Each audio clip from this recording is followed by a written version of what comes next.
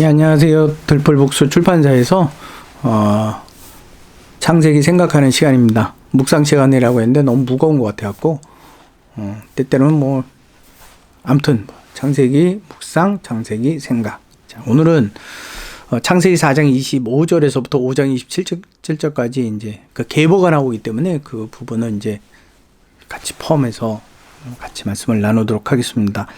그래서 창세기 24장 25절에 보면 아담이 다시 자기 아내와 동침하며 그가 아들을 낳아 그의 이름을 셋이라 하였으니 이는 하나님이 내게 가인이 죽인 아벨을 대신하여 씨를 주셨답니다.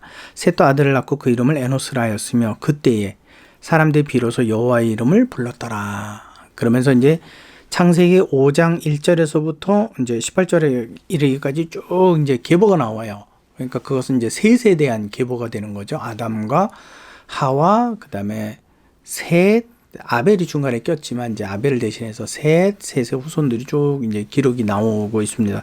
그 중에서 21절에 보면요, 에녹이 나오는데 에녹은 65세에 모두셀라를 낳았고 모두셀라를 낳은 후에 300년을 하나님과 동행하며 자녀를 낳았으며 그는 365세를 살았더라. 에녹이 하나님과 동행하더니 하나님이 그를 데려가심으로 세상에 있지 아니하더라.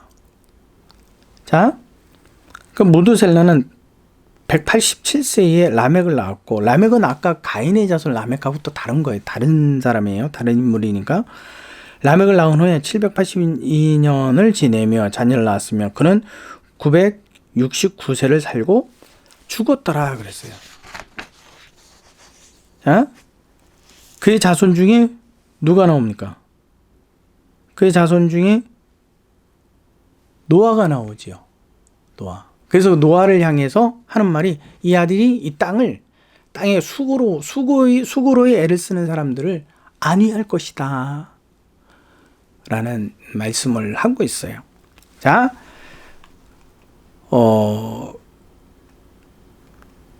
셋으로부터 이제 시작되는, 그래서 여호와 이름을 불렀어요. 그들이 한동안 여호와의 이름을 부르지 못했죠.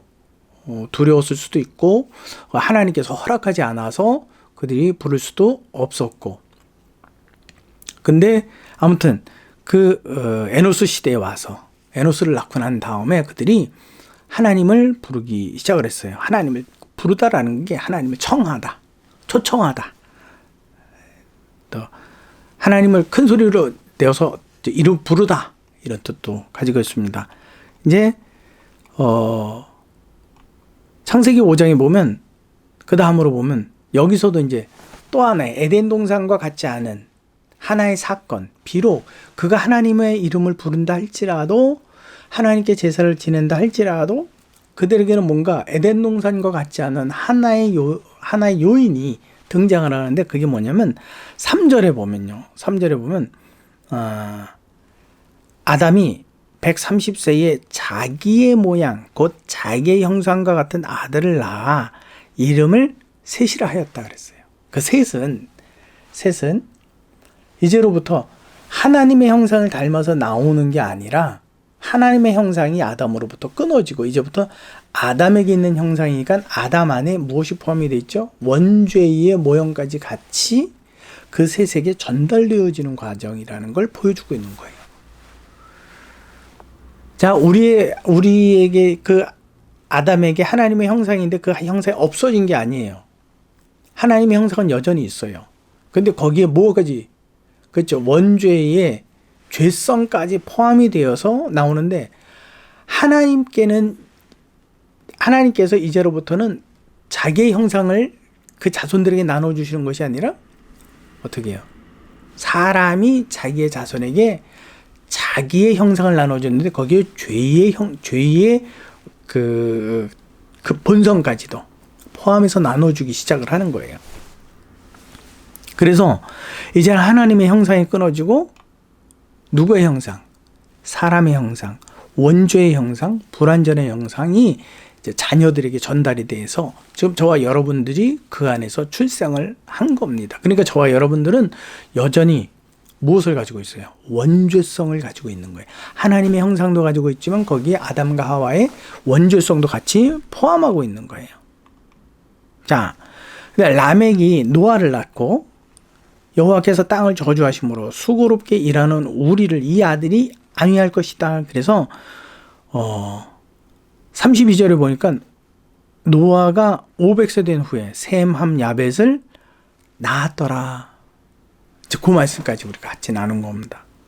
그럼 도대체 이 말씀을 통해서 우리에게 주시는 말씀이 뭐냐? 4장 1절로부터 쭉 24절까지는 가인의 후회. 그 다음에 5장 1절로부터는 이제 셋의 후회가 두 계보가 이제 등장을 해서 이게 한 세상 안에 이제 공존한다라는 걸 지금 얘기해 주고 있는 거예요.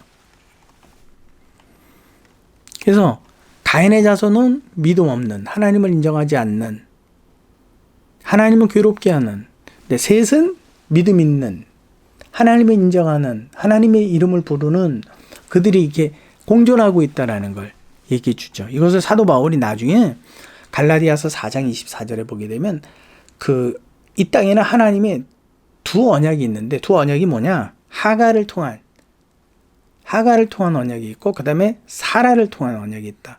약속 없이 낳은 자들과 약속 있이 낳은 자들 두 부류가 이 땅에서는 공존하는데 나중에는 어떻게 된다고요? 약속 없이 난 아들이 약속 있이 난 아들을 이 땅에서 몰아낸다 그랬어요. 그러니까 여러분 믿음의 사람들이 이 땅에서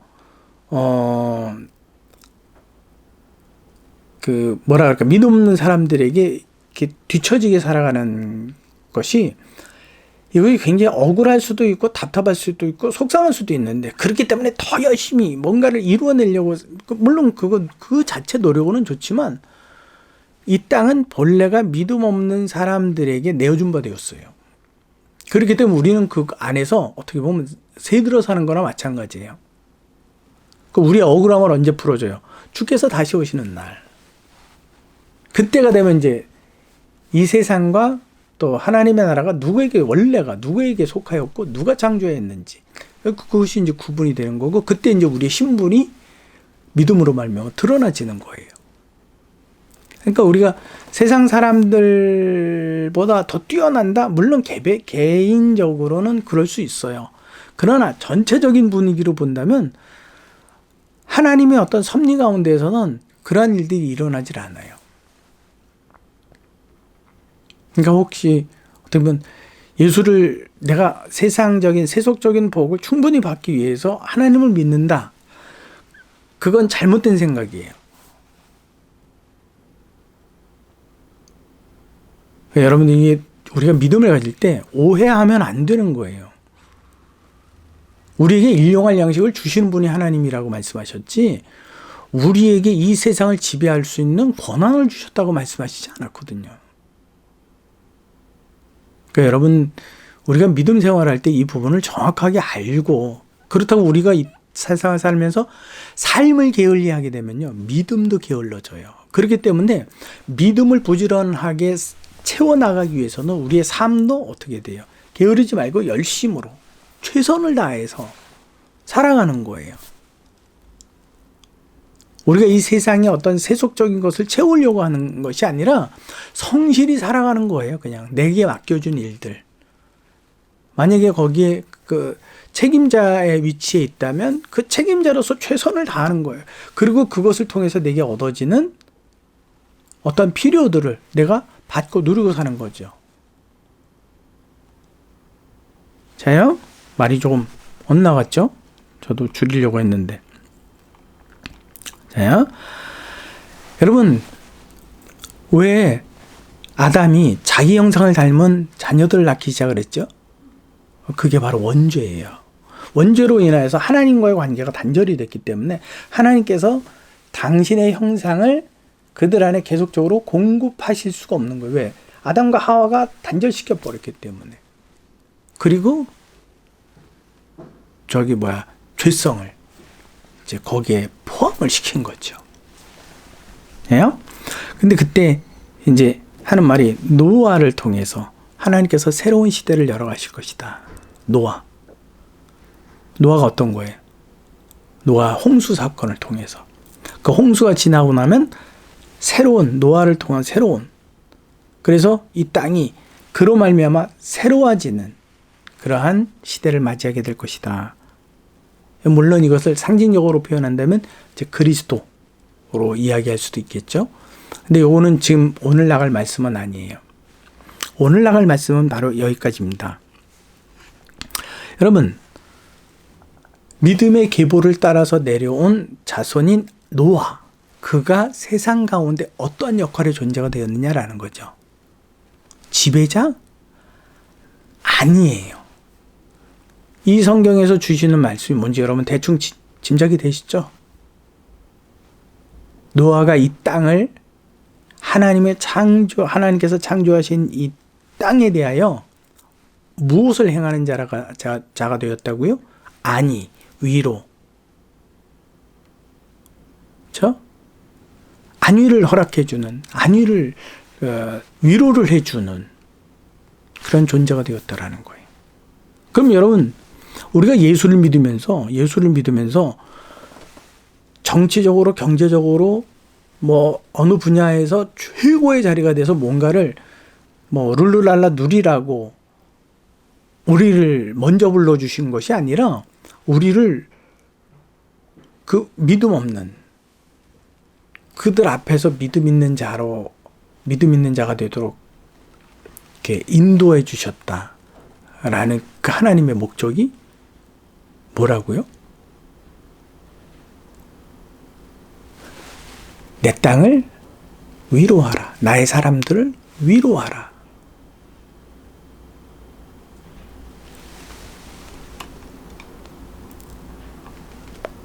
그래서 그리스도인들이 이 땅에서 어떻게 살아가야 되는가? 어떠한 자세와 어떠한 정신, 어떠한 믿음의 방향들을 가지고 살아가야 되는가? 나는 이 땅을 위로하기 위해서, 그리스도의 이름으로 위로하기 위해서 살아가는가? 아니면 이 땅에서 그리스도의 이름을 걸머쥐고 최고의 무엇인가를 성취하려고 살아가는 사람들인가? 지금 성령께서는 이 본문을 통해서 우리에게 좀 생각을 해봐라.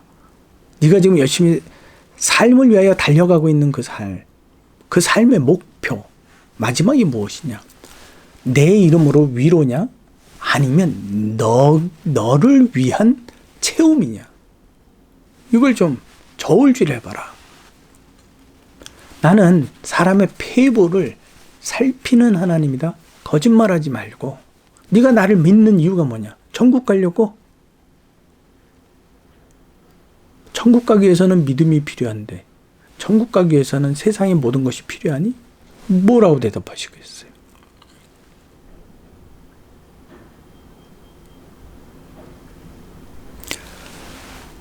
여러분들이 이러한 부분 안에서 이 성경을 보면서 이 말씀은 내게로 주시는 교훈이 뭔가요? 여러분들이 이걸 찾아야지요. 그 교훈이 남의 것으로 생각하면 안 되는 거예요. 그 말씀은 저와 여러분들에게 주시는 말씀입니다.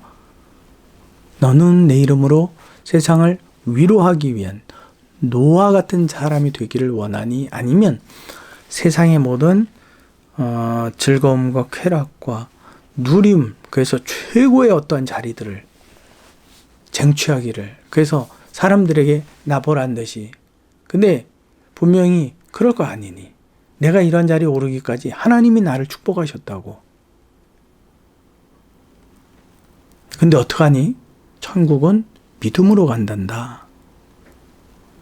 마태복음 7장에 있는 말씀이 있잖아요. 그래서 여러분, 하나님의 말씀을 받을 때 우리가 아주 냉정하게 나를 그 안에서 이렇게 드러내고 평가를 하고 그 일에 대하여서, 그럼 내가 하나님을 의식하지 않는 이유가 뭐예요? 원주성이 내게 있기 때문에 하나님을 인정하지 않는 거예요. 하나님을 기억하지 않는 거예요. 하나님을 의식하지 않고 예배를 드리고 제사를 지내고 봉사를 하고,